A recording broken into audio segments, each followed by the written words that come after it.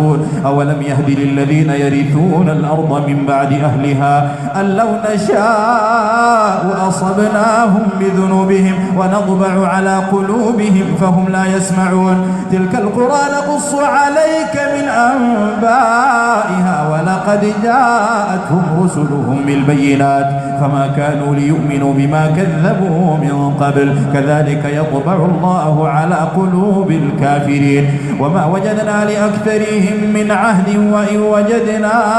أكثرهم لفاسقين ثم بعثنا من بعدهم موسى بآياتنا إلى فرعون وملئه فظلموا بها فانظر كيف كان عاقبة المفسدين وقال موسى يا فرعون إني رسول من رب العالمين حقيق على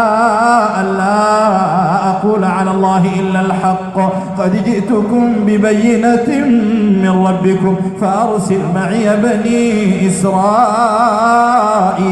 قال إن كنت جئت بآية فأت بها إن كنت من الصادقين فألقى عصاه فإذا هي ثعبان مبين ونزع يده فإذا هي بيضاء للناظرين قال الملأ من قوم فرعون إن هذا لساحر عليم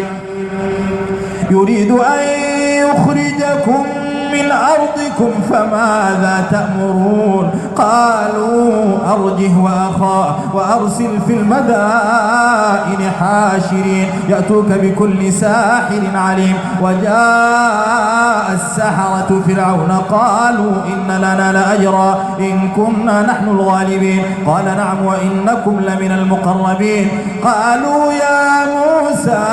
إما أن تلقي وإما أن نكون نحن الملقين قال ألقوا فلما ألقوا سحروا أعين الناس واسترهبوا وجاءوا بسحر عظيم وأوحينا إلى موسى أن ألق عصاك فإذا هي تلقف ما يأفكون فوقع الحق وبطل ما كانوا يعملون فغلبوا هنالك وانقلبوا صاغرين وألقي السحرة ساجدين قالوا آمنا برب العالمين رب موسى وهارون قال فرعون آمنتم به قبل أن آذن لكم إن هذا لمكر مكرتموه في المدينة لتخرجوا منها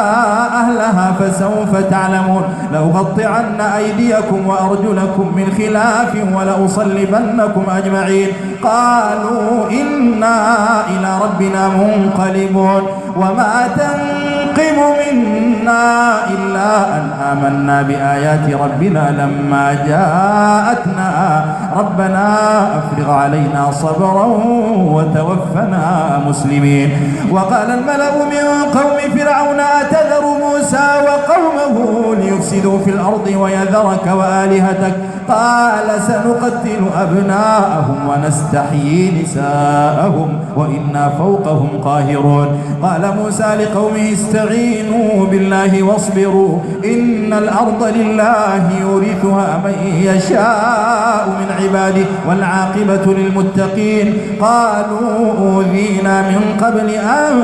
تأتينا ومن بعد ما جئتنا قال عسى ربكم أن يهلك عدوكم ويستخلفكم في الأرض فينظر كيف تعملون ولقد أخذنا آل فرعون بالسنين ونقص من الثمرات لعلهم يذكرون فإذا جاءتهم الحسنة قالوا لنا هذه وإن تصبهم سيئة يطيروا بموسى ومن معه ألا إنما طائرهم عند الله ولكن أكثرهم لا يعلمون